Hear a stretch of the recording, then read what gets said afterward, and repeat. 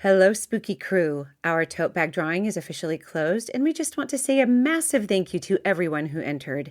We are so grateful for the love and the support, and we have loved reading your reviews. Missed the tote? No worries.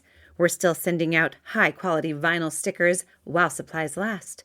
Just email us proof of your rating and review along with your mailing address to thespookydarlings@gmail.com, and we'll get one headed your way.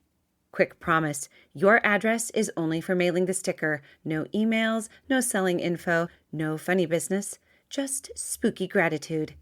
Thanks again for supporting the show. You are the reason we do this. Welcome back to the Spooky Darlings, the podcast where three sisters dig up the creepiest, kookiest, and most questionable stories we can find. I'm Emily. I'm Haley. And I'm Nettie. And before we jump in, we've got something fun for you. We are running a little promo to say thank you for supporting the show.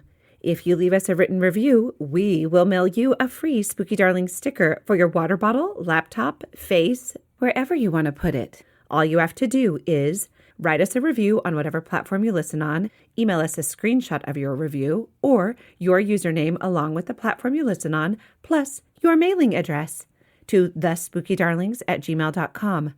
In addition, everyone who leaves a review will also be entered into a drawing for a free Spooky Darlings canvas tote bag.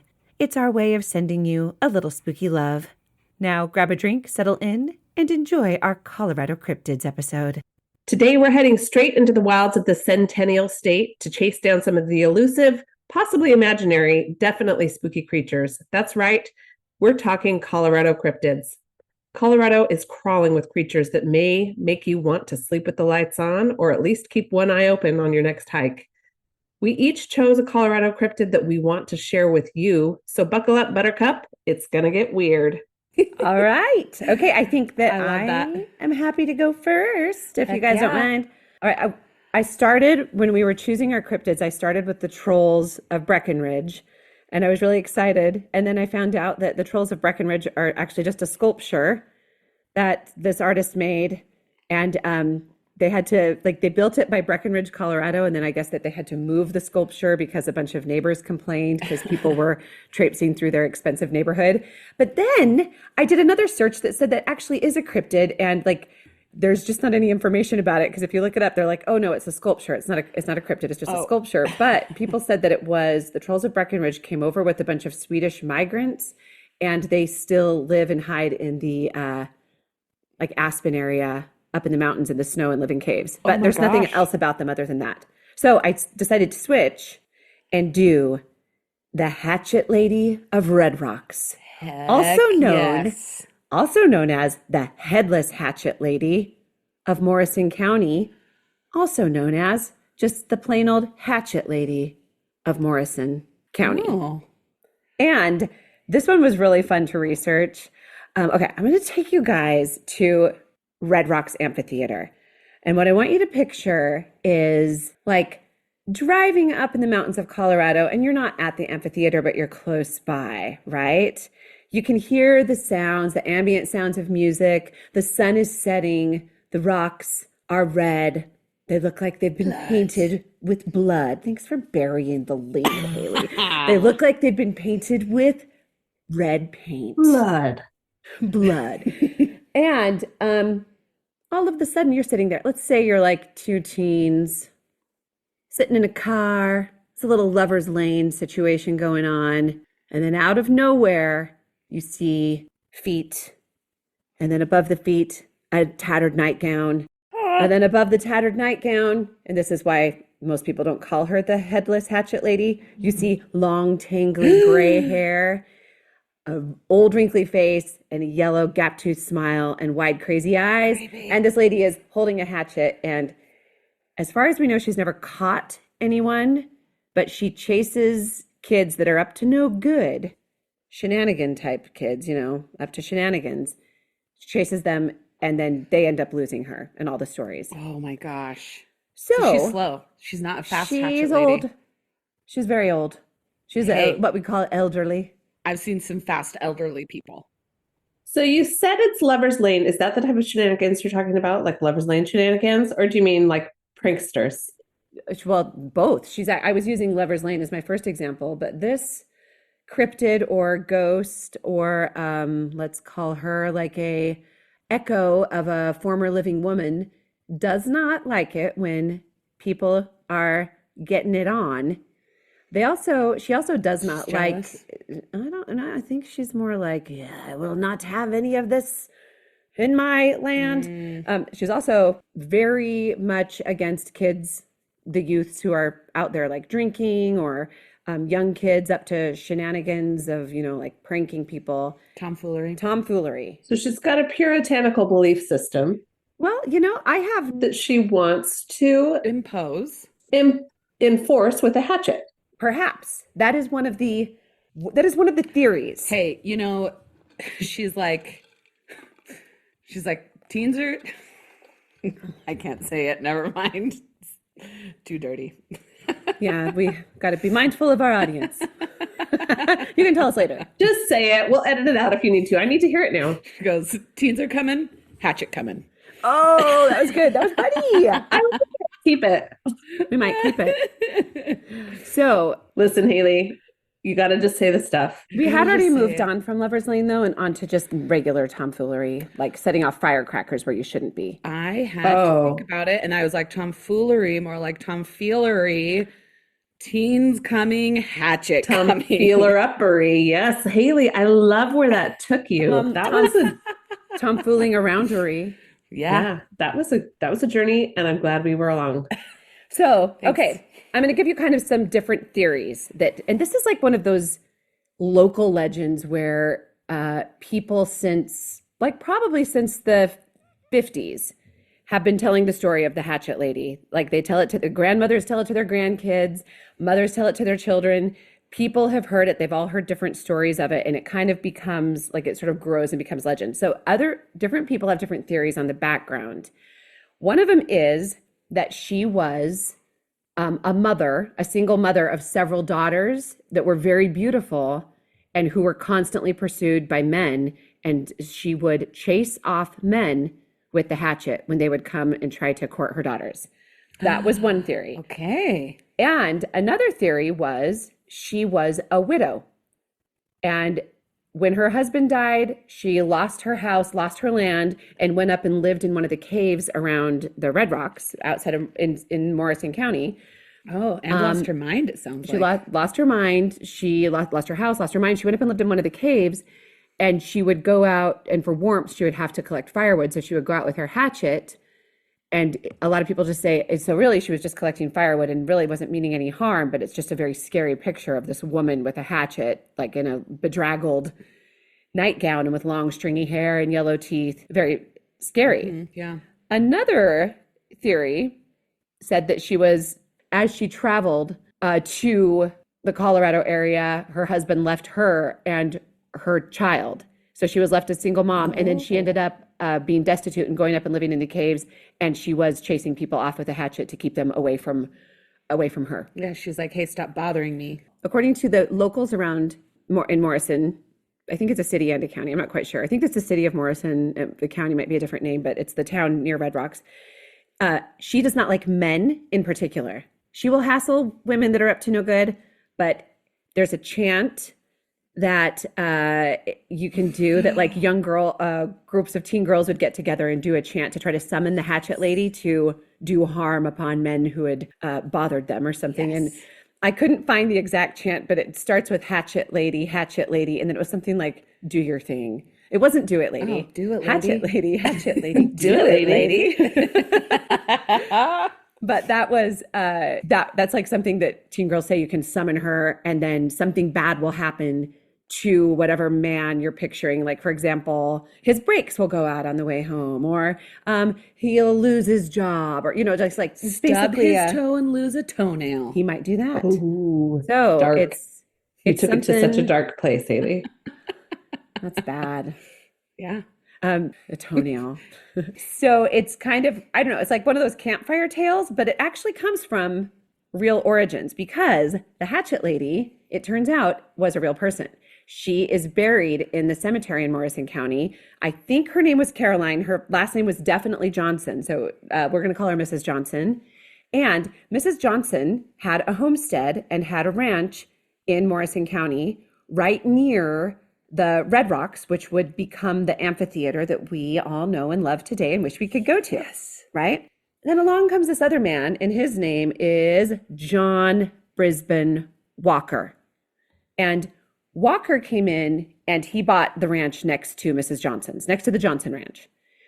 Walker was very aware that this land that he had was really something special. I think even before he bought it, music groups had come through and recognized the natural acoustics of this place was like a Greek amphitheater, but it was completely created by nature. And there was this famous opera singer, and I think her last name was like Eva Garden or Ethel Garden or something, Nice. that came in, and she came with a friend who had the violin, and they played. One played violin while the other one sang, and they declared the place acoustically perfect. Wow. And when John Walker heard this, he was like, okay, we're going to make this an official place. Now, the Johnson family heard this, and I believe it was just Mrs. Johnson at this time. I think she was a widow. She didn't want this to become a big tourist trap. She didn't want her ranch to be open to trespassers and to have bunches of people coming to listen to concerts. She wanted her privacy. So when construction started that would be frustrating. it would be very Like frustrating. where you're like, I have this lovely private place, and then people come and discover it, and then suddenly, Yeah. Sorry, go on. No, you're fine. It would be. Like, I can understand. I have mixed feelings because it's like this beautiful property. It's lovely that it can be shared with the world. There's also a little bit of history that it was considered a very sacred place by several tribes. Something like 32 tribes visited and used that space and considered it sacred. So there's also a little bit of like, Yeah, it's not, perhaps it should have been left alone. perhaps. But I mean, I guess it depends Hatchet on. lady thinks so. She sure does, Mrs. Johnson, the Hatchet lady, who I don't think is headless, actually. So when construction starts on the amphitheater, she decides to protest she would put like a cloak or a bag over her head and just bring out her axe and start wildly wielding it. And according to the story I heard, she actually ended up killing at least one person. Oh my gosh. She struck a lot of the men and injured them, but it was like a kind of old lady with a hatchet kind of thing where they're like, ow, probably like James's axe wound. Our brother James got chopped in the axe chopped in the back, shoulder. in the shoulder with an axe, and has like a little scar. And we're like, At a Renaissance fair that was very organized. his event. protective padding had shifted. Yeah. And it was in the middle of a battle, and he was like, oh, that kind of hurt. I should probably move my padding. And then later found out he actually had a big chop wound in his shoulder. But at least one man, she hit an artery. I just keep on picturing a lady with like a linen sack on her head, out with maybe an axe. Maybe that's how she got the headless name, because she covered her head, according to the story I heard. Oh, darn it! I wrote my sources down on a sticky note and left them in the kitchen, so I'll grab them in after. our show notes. Oh yeah, I can put them in the show notes as well. It was like denverhorror.com, and then there was a YouTube video called like trueghoststories.com or something. Anyways, I'll put them in the show notes. But she at least killed one man, managed to hit an artery and killed one man. But Walker kept the construction going, and they put up safety protocols to keep her out, and she ended up dying while the amphitheater was still under construction, and her wish of having the Johnson Ranch be private and not be subject to the public was not fulfilled. So her body is in the Morrison Cemetery, and they keep the Morrison Cemetery locked because it draws so many visitors, and has been subject to a lot of vandalism, probably largely due to the Hatchet Lady stories. And this part was interesting. You guys know the Coors family, the beer people? Another Coors Light beer is delicious. Yeah. Okay. So the Coors family, I guess, started their brewery in the late 1800s, like the late 19th century in Colorado. And it was like the grandson of the original Coors founder, whose name, there was like three guys named Adolph Coors, but the third generation, so Adolph. Unfortunate first name. Yeah. Well, he went by Ad or Aid. So he went by, I guess, AD is how it was spelled. He was in the 60s, I believe it was the 60s, was found under a bridge right outside of Morrison, Colorado, decapitated. The And so that fueled the fire. And I think that it was actually a murder that was solved and it had nothing to do with the Hatchet Lady, but that fueled the rumors that the Hatchet Lady will chase you if you're up to no good and will chop you up, chop off your head. Kind of fueled the rumors. And might be fun to look into the Coors. Yeah. Coors murder, because I think there was like a bunch of them. So I'm a little bit intrigued just by looking at that little bit. Oh, wow. But if you sit at the amphitheater in row 13, the 13th row in the 13th seat at midnight, you can hear the Hatchet Lady.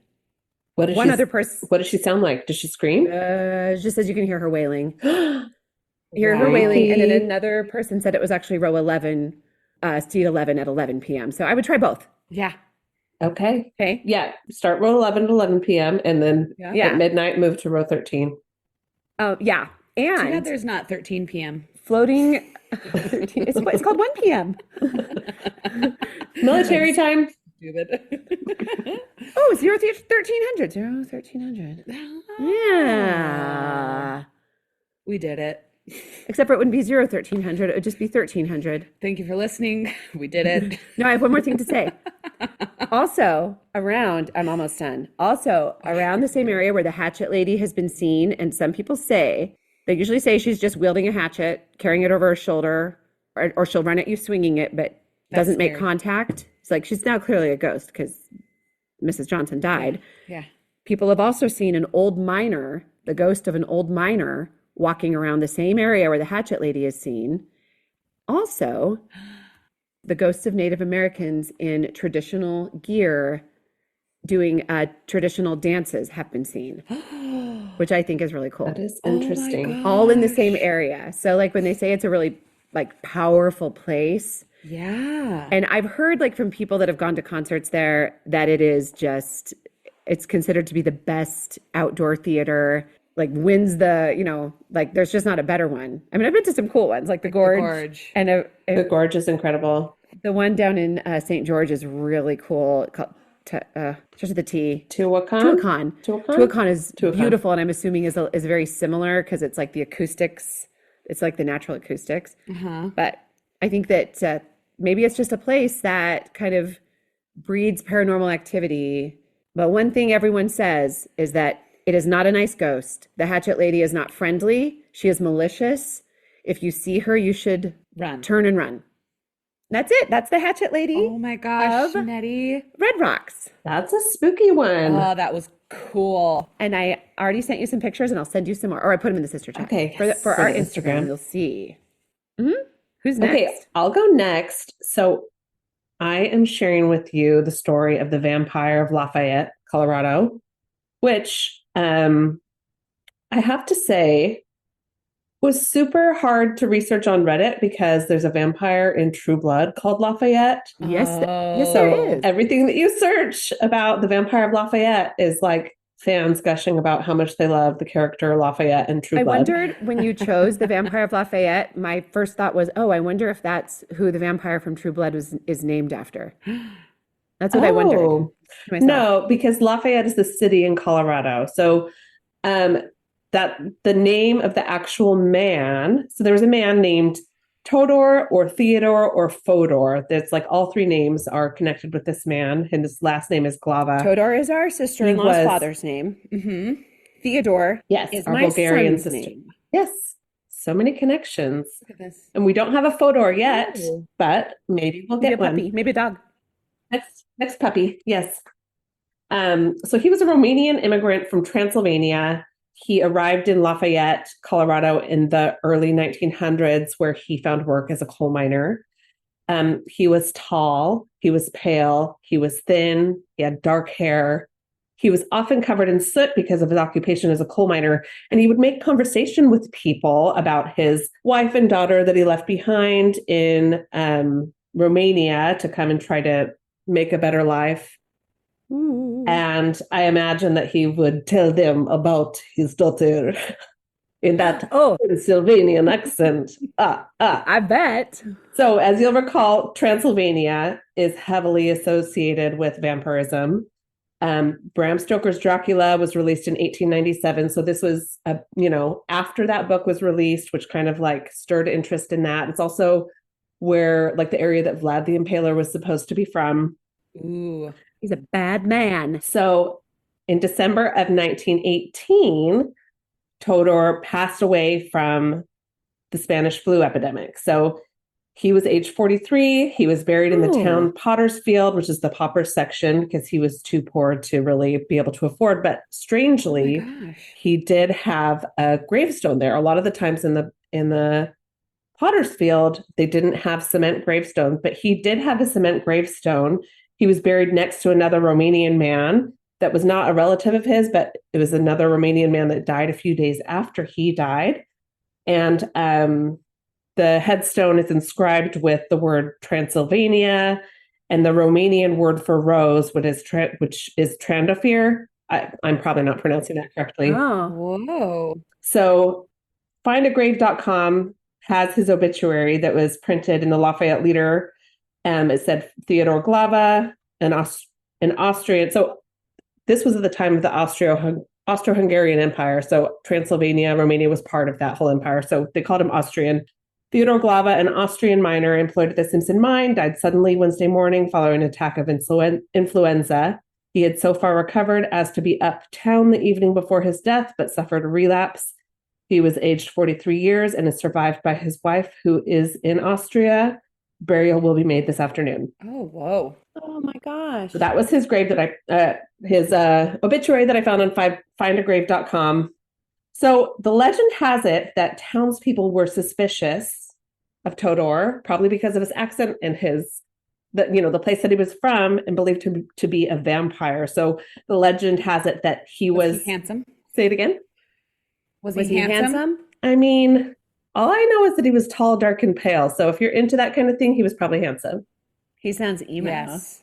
Tall, dark, thin, and yeah, probably pretty emo.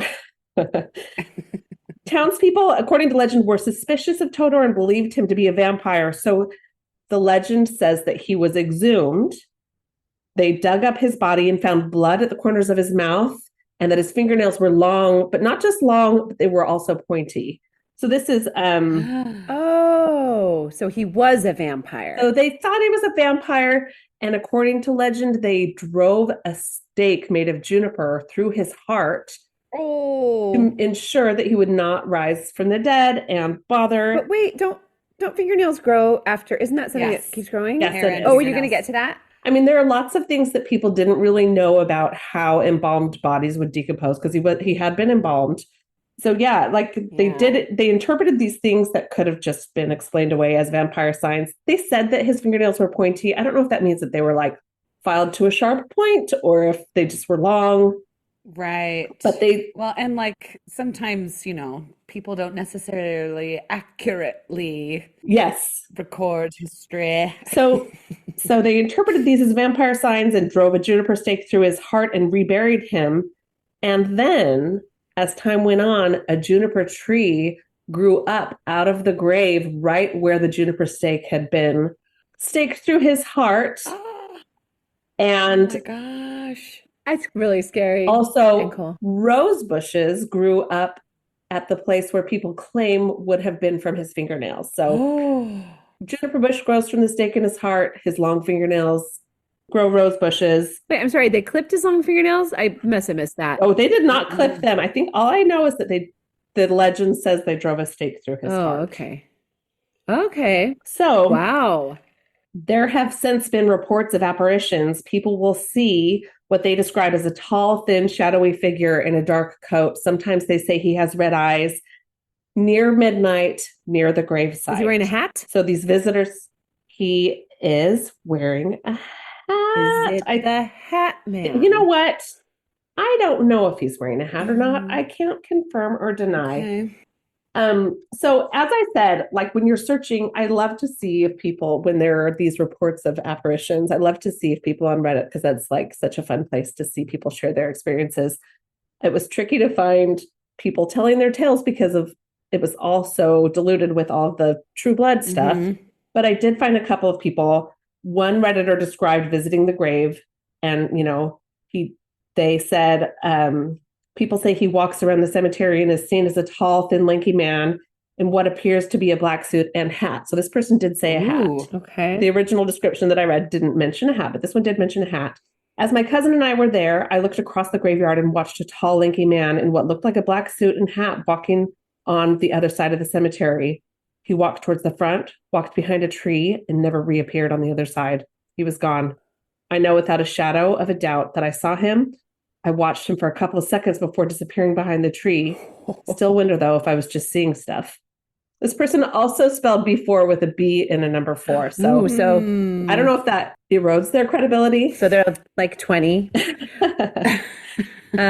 which is great. And also from the Wikipedia page, this was my favorite. There's a variation of the legend that comes from what's described as, I'm just going to read word for word this excerpt from Wikipedia. Okay. The most entertaining variation of the legend comes from a 1993 Rocky Mountain News newspaper article. It states that 19-year-old Douglas Rowan, a knowledgeable amateur folklorist and vampirologist who worked at Lafayette Sonic Drive-In, had gathered knowledge about Glava from old ladies. So from quote, old ladies who live over in the old part of town. It's really smart, actually. Hooray. I feel like that's a great source. I would love to get all the stories from the old ladies. The vampirologist continued, the story goes that he moved here from Transylvania with his wife, but was bitten by a wolf or something, and it turned him into a vampire. He killed his wife and a neighbor, buried her, and cornered him in a barn and drove a stake through his heart. The tree always grows from a vampire stake. It's what keeps him in the ground. They say that when there's a full moon, his soul will rise and wander around. So I pulled that from Wikipedia, loved it.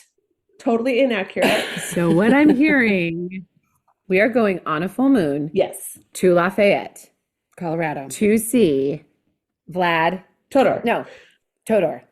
Yeah. Yes. Also, I think this amateur vampirologist and folklorist got his werewolf lore mixed up with his vampire lore.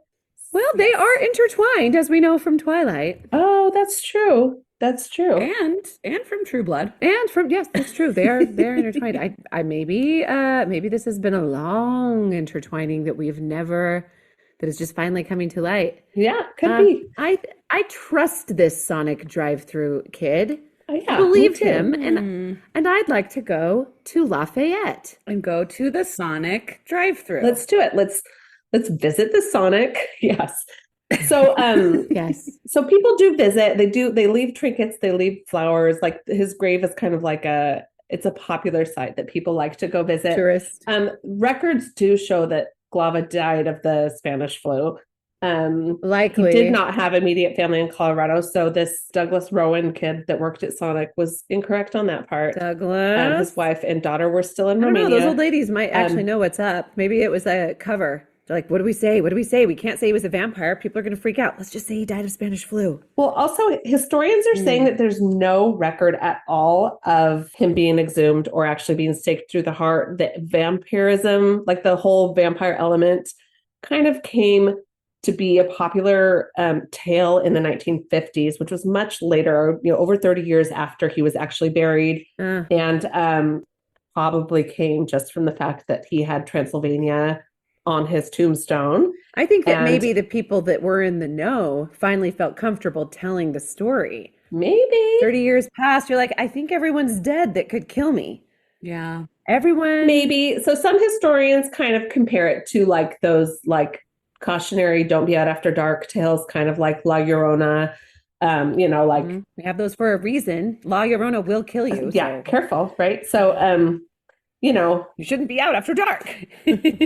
So basically, I mean, the facts are like, there's no actual evidence that he was exhumed and staked through the heart, but it's kind of like an interesting tale that the juniper tree grows right where people say his heart would have been. But I thought it was a fun story and kind of like a, just a little. I wonder if you take a branch from the juniper tree that's growing straight from his heart and then try to use that to stake a vampire, will it work? Oh, I would imagine any wooden stake. So I have not. Let's test this theory. I've not heard anything other than that wooden stakes through the heart kill a vampire. Yeah. And that silver necklaces burn a vampire. Crosses. So do silver bullets. Garlic is supposed to keep them away. Crosses. Yeah. So I guess what I would say is, if we do go visit, let's not bring any garlic with us. Let's not bring any silver trinkets. That would be rude. No, no. Don't bring mirrors either. Let's respect the possibility that he was truly a vampire. Yeah, it sounds like it's just his Love ghost this. anyway. His body is clearly stuck in the ground by a juniper tree. Yeah. So that's another question. Do vampires have ghosts? I've never even thought of that. Maybe they do. I'm gonna ask ChatGPT. What? For camp. Hey, when you go to Walmart, get. Oh, It's so easily distracted. I'm sorry. Do vampires have ghosts? Oh boy. No, they don't. Yeah, it's a deliciously creepy question. Okay, so Yes. they do. Sort of. Okay. Mm-hmm. In many traditions. Well, that's all I have for you on the legend of the Lafayette vampire, Ooh, or the Vampire of Lafayette, That was- Colorado. fascinating. Colorado has good ones. They really do. Yeah. Colorado These has two have great been really ones. good so far. I will say, it does say in Slavic myths, someone may first return as a ghost before they become a vampire if they're not properly buried. And the other one says that if a vampire is destroyed, its soul remains tormented and remains as a ghost. Oh. Nice. So that could be what happened. That sounds comforting. It must be true. All right.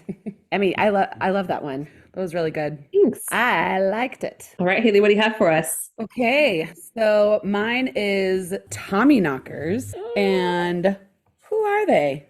So there's a couple of names. The Knocker, Knacker, or Tommyknocker is a mythical subterranean gnome-like creature. And they're from like Cornish and Devon folklore. And the Welsh counterpart is the Coblin.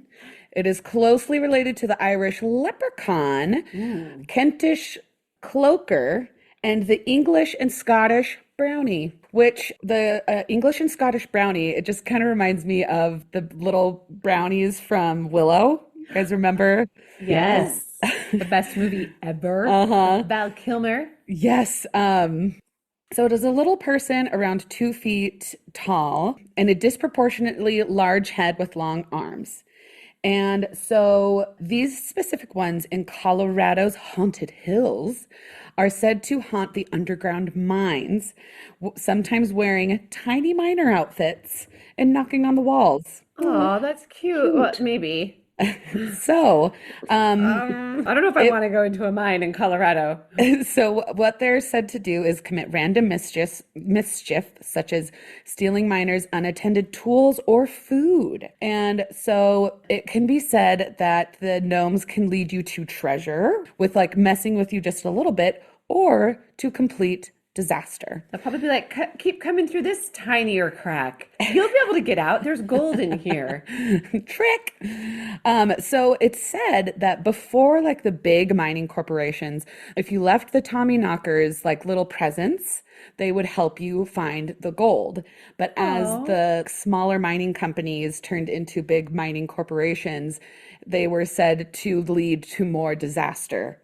You wanted to leave presents for them, but the bigger companies were like, what are you even talking about? And so belief in the knockers, as they're called sometimes, went well into the 20th century. When one large mine closed in 1956, the owners sealed the entrance, and this generated circulation in the like local mining town, and they set a petition to open back up the mine to set the knockers free, so the Tommyknockers could move on to other mines. Oh. And so the belief was that strong that they existed. Someone must have seen them. It was probably just some greedy guy that would steal people's tools and lunches and be like, it was the Tommyknockers. But I mean, like, there's reports of actually seeing the little gnomes in the mining gear. And if you had a good relationship with them, you could follow them to treasure. And if you didn't have a good relationship and you followed them, they would lead you to disaster. So the strongest, like where these strongest legends are in Colorado is Central City, Cripple Creek, and Leadville. And then it says AKA Ghost Town Central. and you can still hear the knocking in the abandoned shafts. Just writing down Leadville as a place I'd like to visit. And there is Tommyknocker Brewery and Pub in Idaho Springs, Colorado. Okay, I'm so excited for our Colorado trip. When's it happening? When's it happening? We're going to go to this bar. We're going to Estes go Park. to Stanley, Estes Park, Stanley Hotel, and Amphitheater. Fayetteville. And Lafayetteville and Amphitheater. Amphitheater. It's going to take a couple weeks. It's just Lafayette. It's not Lafayetteville. Oh, Correct, Emily. so Good job.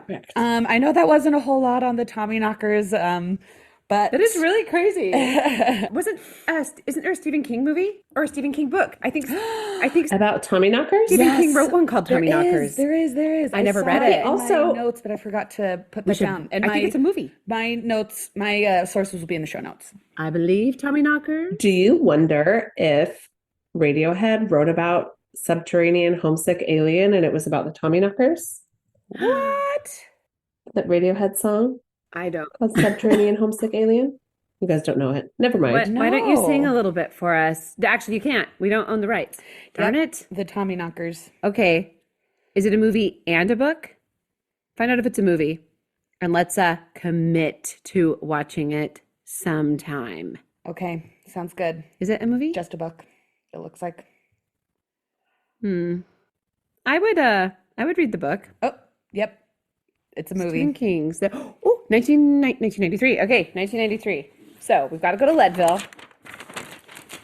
We've got to go to Leadville. We've got to go to Lafayette. We've got to go to Red Rocks. We've got to go to Estes Park. And we've Gotta got to watch this watch movie. Tommyknockers. Should we watch Tommyknockers while we're in Leadville? Yeah. And then go cave. Go get drunk Go at the bar. spelunking? No. Good. I don't actually want to go spelunking. It's one of my fears. I saw The Descent. I prefer not to spelunk. You already heard from another episode that I said I would Hi. say I'm never going to this. Saved by your knife. She had so much courage. She used her knife to save her life. By not going in the cave. Lafayette, not Fayetteville, Lafayette. And last but not least, Red Rocks. And then last but not least, Estes Park. That's going to be an amazing one. It'll be a fun trip and a beautiful trip. Hooray. We did it. We did it. Okay, those are our Colorado cryptids. Yes. Thank you so much for tuning in. We are the Spooky Darlings. You can find us on Instagram at The Spooky Darlings Podcast. our email is thespookydarlings@gmail.com. Yep. Email us with questions, corrections, stories of your own, Yes. and Anything of a spooky nature. anything of a spooky nature. Just Do you have a story about spelunking and seeing anything crazy? I would love more reasons to not want to go in caves. do you know a vampire? Ooh, Have you seen the Hatchet Lady? yes. I do feel like Todor was a vampire. Okay. That's how I feel. And Might have been. Here's another thought. might have been. Okay, I know we're just trying to end the episode. no, you're good. I bet you that our sister-in-law has some vampire stories. Yeah. And I bet we should I bet ask you're right. her. We should ask her. I bet we should. Okay, Irene, do you have any vampire stories? I'm going to make her listen to the podcast to hear this question. We'll be like, yes, listen, Elaine, we have a question. It's at the end of the episode. Find which one. Nostrave, do you have any vampire stories? We love you. Thank you. Yeah. Bulgaria. Goodbye. All right, thanks for tuning in. I think we closed it out. All right, thespookydarlings@gmail.com, the Spooky Darlings Podcast. at Instagram and TikTok. And don't forget to write us those reviews for the sticker promo and opportunity to win a free Spooky Darlings canvas tote bag. And we will see you. Next time. Yes. 5 stars. Yeah, rate us 5 stars. Bye. Okay, thanks. Bye. 5 stars. Before we disappear into the shadows, don't forget, we're still sending out vinyl stickers. Leave us a rating and review and email us proof to thespookydarlings@gmail.com, along with your mailing address, and we'll send you some spooky snail mail while supplies last. And if your heart is still mourning that tote bag, may we gently tempt your way toward our merch store at thespookydarlings.printful.me. Treat yourself You deserve it. Thanks for listening. And as always, stay spooky.